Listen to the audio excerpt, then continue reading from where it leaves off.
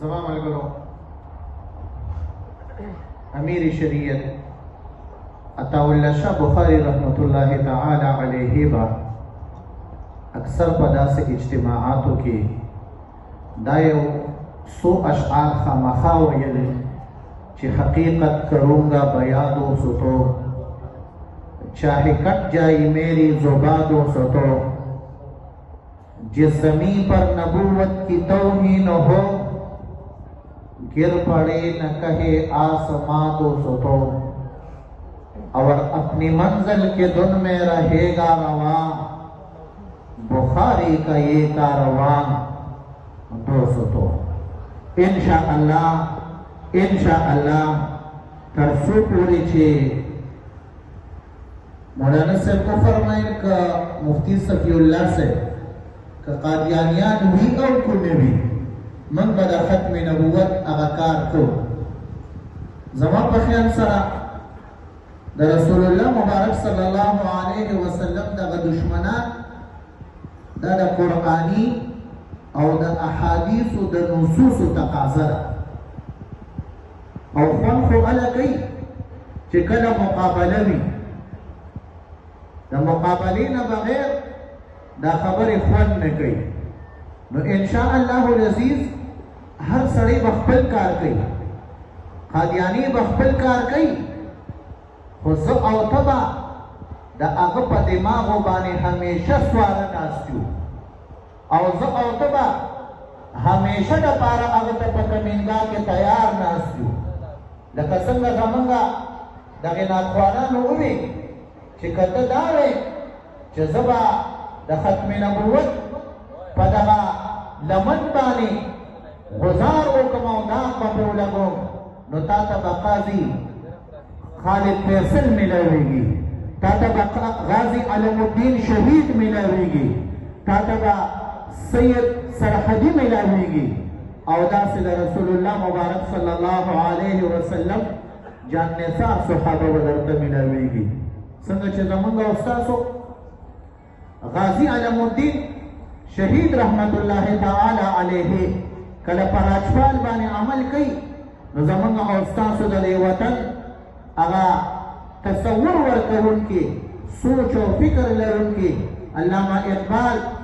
شاعر مشرق رحمت اللہ تعالی علیہ وی چنن منگنا دا یو لوہار بچی نمبر یوڑن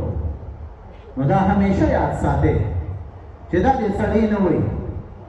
دا دا ایمان یو چنگاری دا دا ایمان یو تڑپتے ہری ہے شاخ تمنا ابھی جلی تو نہیں اور جگر کی آگ دبی ہے مگر بجھی تو نہیں اور جفا کے تیغ سے گردن وفا شعاروں کی کٹی ہے برسر میدان مگر جھکی تو نہیں انشاءاللہ دا سرون ومنگا چاہتا چرم نفکتا کو دا منصب نبوت تے دا منصب نبوت تے عبداللہ ابن ابی معید چکلا دا جنگ بدر پا قیدیانو کی راگی نو رسول اللہ کو فرمائی ددنا سر قلم کے ددنا سر قلم کے وی دخلے پیغمبر وطوی محمد پیغمبر فی نمانی وطوی محمد تلی اویو نصر نقلم ومانا ولی قلم نو آغا اویا دا رسول اللہ صلی اللہ علیہ وسلم ذات سر دشمنی کولا او دا نبی علیہ السلام پا ذات بانے غدار کو دیو جنا رسول اللہ پی اپریم خودل او دا سڑی دا رسول اللہ صلی اللہ علیہ وسلم پا منصب بانے او پا ختم نبوت بانے غدار کو او دا رسول اللہ صلی اللہ علیہ وسلم دا رسالت پہ نقصان ورکو پا قبل اشعارو کی او پا قبل کلام کی دیو جنا رسول اللہ فرمائن فوراً دی نصر کٹ کے دا سے سڑی اگا دا جدی پاتے قبل قابل ندے سنگا چبا عطاءاللہ شاہ بخاری رحمت اللہ تعالی علیہ وی چی یا تو کہنے والا زبان رہے یا سننے والا کان نہ رہے یا با اغمر کے مردہ رہے با یا با پنسان شید کے پدی کی دری ملار نشتا دری ملار پکی نشتا د قادیاني لپاره به صرف دغه یوه لاره ده، صرف دا یوه لاره ده ورله چې یا خو به ځان کافر قرار کړي او یا به مسلمان شي. دغه دوه خبرې دي او د دې نه علاوه د سره بله خبره شته دی نه چې دته دا د دې نه بعد هم موږ هغه انتظار وکړو. به هر تقدیر دا د امت مسلمه یو اجتماعي مسله ده. الله رب الجلال دې زموږ او ستاسو مال جان اولاد نسل خاندان او زموږ او ستاسو وینه د ختم نبوت د عقیدې لپاره قبول او منظور کړي. د دې نه بعد زه یو ځل بیا ناطخوان قاري ذبیح الله صاحب دامن برکاتهم العالیه ته